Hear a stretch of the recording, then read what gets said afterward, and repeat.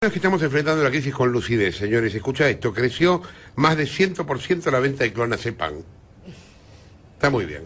Eso es un dato de la Confederación Farmacéutica Argentina, al que se le suma un relevamiento del Colegio de Farmacéuticos de la provincia de Buenos Aires. 75% aumentó la venta de todo tipo de psicofármacos. We are in the horno. Las autoexigencias de la época, que derivan en crisis de ansiedad y ataques de pánico, están entre las principales causas. Preocupa además que los chicos mezclan clonazepam con alcohol, que por lo que yo recuerdo se hacía en las cárceles hace mucho tiempo, lo de mezclar ribotril con alcohol, era como la típica droga del preso. Daniel López Rossetti, lo conocen todos, labura acá en la radio, es médico especialista en estrés. Daniel Lanata, ¿cómo andás? Hola Jorge, buen día, ¿cómo están en la mesa? ¿Qué es el clonazepam? Es una benzodiazepina. El cerebro tiene neuronas y ahí tiene sustancias que transmiten información de una neurona a otra. Hay un neurotransmisor que se llama gamma-aminobutírico y que es inhibidor de la acción cerebral, es sedante.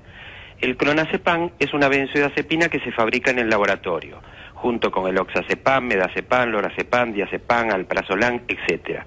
Que es, lo tomás de afuera y en el cerebro hace lo mismo que el gamma-aminobutírico.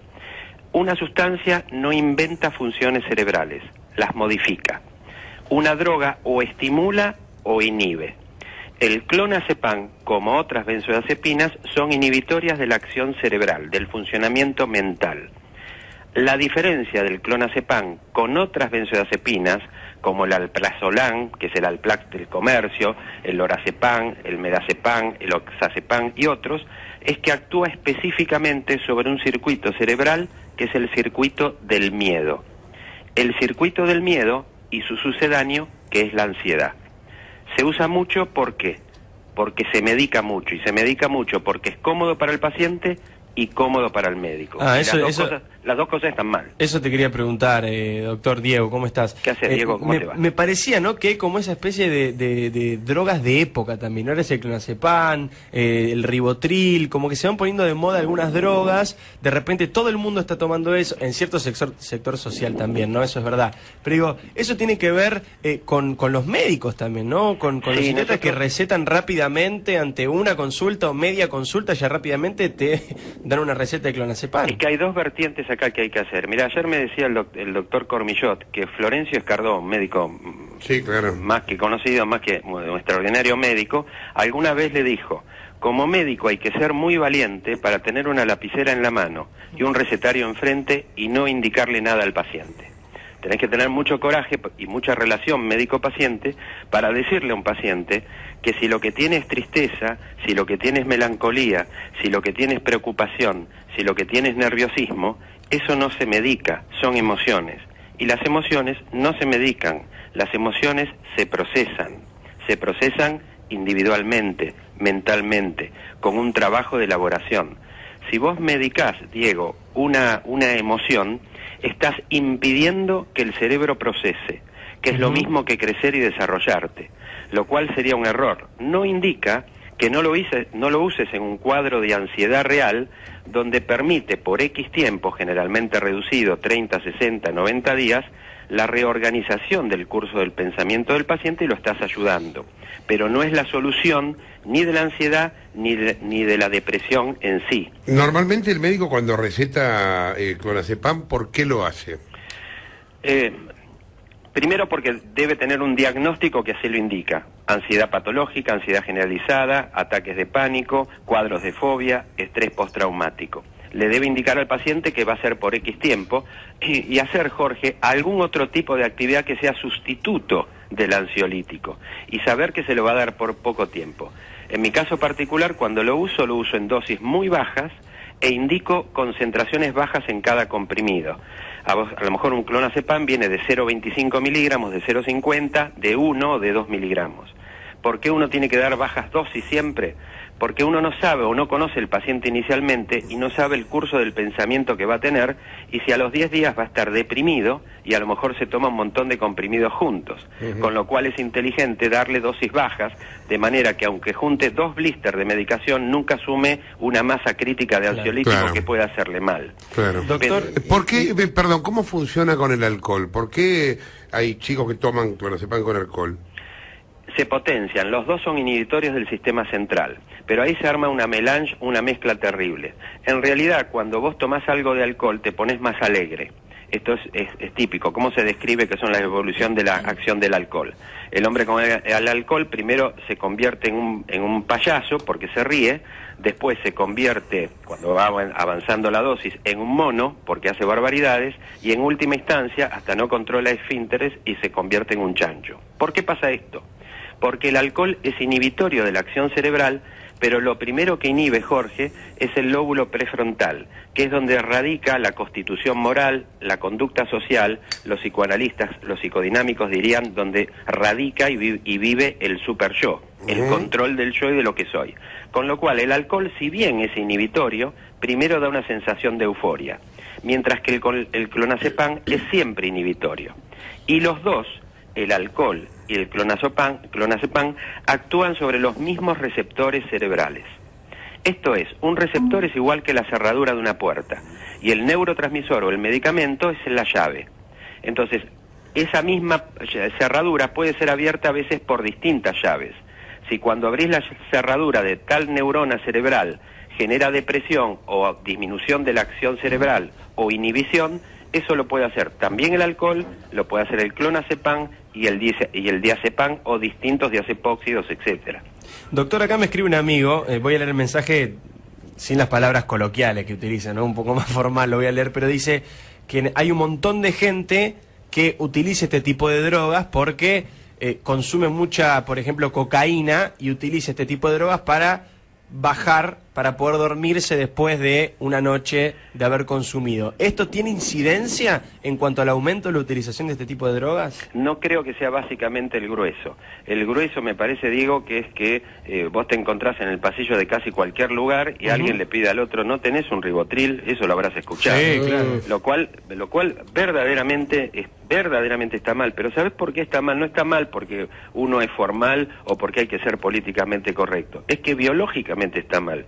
Yo no sé si logré transmitir el hecho de que las emociones no se medican, se procesan. Si vos estás evitando que la persona procese adecuadamente un pensamiento, una emoción negativa, una tristeza, una melancolía, una preocupación o nerviosismo, estás evitando que tenga un sano desempeño, estás evitando que desenvuelva adecuadamente, estás evitando que crezca su cerebro. Y eso es incorrecto. Aparte, en el caso de la cocaína, sí se usa bastante. ¿Por qué? Porque el sueño de la cocaína es muy malo. El sueño del cocainómano es muy malo, con lo cual se usan ansiolíticos. Pero no creo que esa sea la causa de desequilibrio cuantitativamente hablando de su uso. El problema es que la gente quiere resolver con una pastilla mágica lo que tiene que resolver con un trabajo anímico y emocional. Me parece que es el punto. Ahora, hay mucha gente que tiene dificultades para dormir y se toma una pastillita. Ismael, sí. La idea básica es que si está indicada por el médico en determinada condición, está bien. Sí. Para dormir no hace falta un ansiolítico, hace falta un hipnótico. Mira, hay dos grandes yerros muy grandes y que los vamos a tratar de romper un mito. La mayoría de las veces que una persona toma un ansiolítico para calmar la ansiedad, en realidad debiera estar medicado con un antidepresivo, porque la mayoría de los casos de ansiedad son consecuencias de cuadros depresivos no tan claros. No sé si me expliqué. Sí. O sea que debía tomar las dos cosas.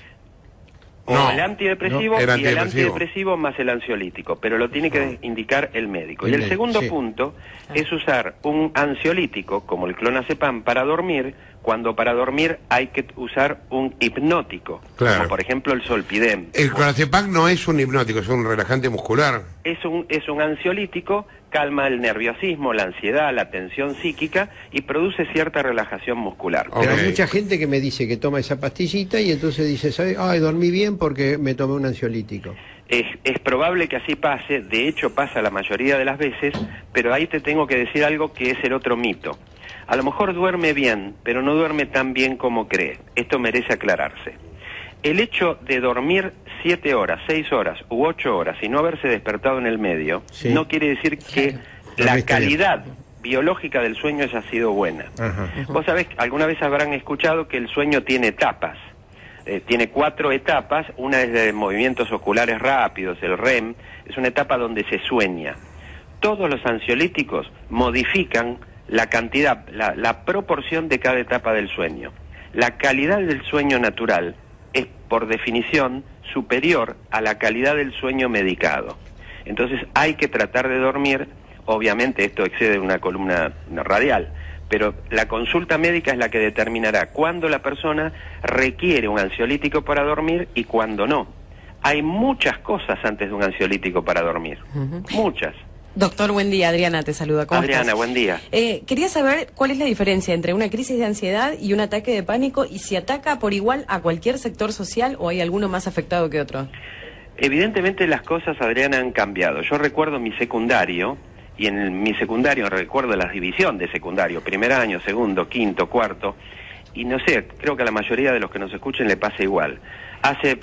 Yo tengo 57 años, cuando estaba en el secundario yo no recuerdo ataques de pánico de los chicos, no recuerdo estrés. No, es cierto. No recuerdo estrés. No había. Y había muchos... No sé si no había, no estaban caracterizados como tales, Pero, digamos. pero Jorge, no faltaban al colegio por estrés, no faltaban No, por ataque de es pánico. cierto, es Las cierto. separaciones matrimoniales eran menos que hoy, por Sí, ejemplo. sí, Son sí. 3 cosas muy claras que puedo vivenciar como usuario, no como médico, que las cosas verdaderamente han cambiado. Una cosa es el ataque de pánico, que creo que está sobrediagnosticado, y cuando un médico dice esto fue un ataque de pánico, le pone un rótulo en la espalda que se llama ataque de pánico. Y el paciente se va con 2 problemas. Con el problema que tiene, más un nuevo diagnóstico que a lo mejor no es cierto. No sé si logro expresarlo. Sí, tal cual. Es muy difícil sacarle el rótulo de un ataque de pánico a un paciente como el de fibromialgia. Llega el paciente, motivo de consulta. Mire, doctor, tengo ataque de pánico. Yo no puedo empezar así la consulta. A ver, cuénteme, ¿cómo No, empezó? lógico. Y cuando te empiezan a contar, Jorge, no tuvo un ataque de pánico. Tuvo nervios, tuvo ansiedad. La ansiedad...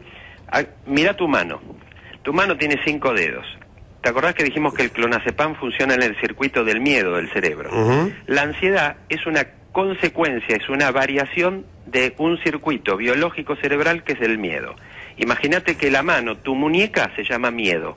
Y después tenés 5 dedos que son 5 variables del miedo, que son variables de lo que se llama trastornos de ansiedad. El dedo gordo, ansiedad normal. El dedo que le sigue, el índice, ansiedad patológica. El que le sigue, ataques de pánico. El que le sigue, fobias. Y el que le sigue, estrés postraumático. ¿Qué quiere decir? Que estos 5 dedos son variables llamadas cuadros de ansiedad de una raíz que se llama miedo. Cada uno tiene un diagnóstico diferente y muy preciso, y cada uno tiene un tratamiento diferente y muy preciso.